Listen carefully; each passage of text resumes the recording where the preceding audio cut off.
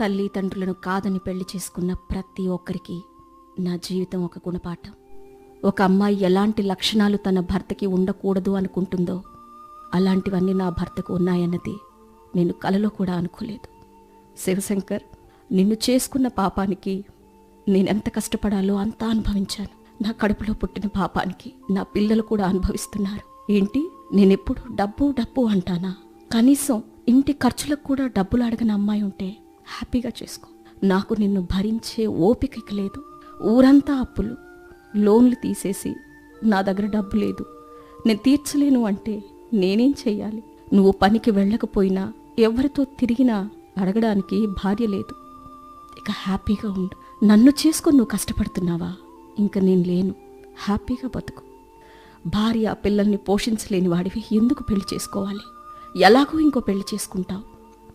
ఈసారి లైఫ్లో సెటిల్ అయ్యాక చేసుకో. నాలాగా ఇంకొక అమ్మాయి జీవితాన్ని నాశనం చేయకు.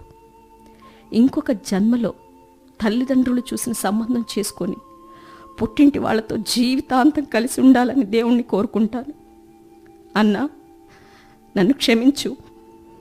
ఇప్పటి వరకు నీతో మాట్లాడలేదంటే నీ మీద ప్రేమ లేకుండా కాదు, నిన్ను ఫేస్ చేసే ధైర్యం లేక, నువ్వు అడిగే ఏ ఒక్క ప్రశ్నకు సమాధానం లేక.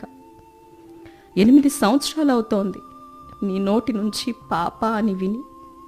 చివరిసారిగా నన్ను, నా పిల్లల్ని వచ్చి చూడు. ఇంకా చూడాలనుకున్నా మేము ఉండము. నీ నోటితోటి పాప అని ఒక్కసారి పిలువు చాలు. ప్లీజ్ అన్నా, సారీ నా అన్న, నన్ను క్షమించండి. ఇట్లు వి పద్మ.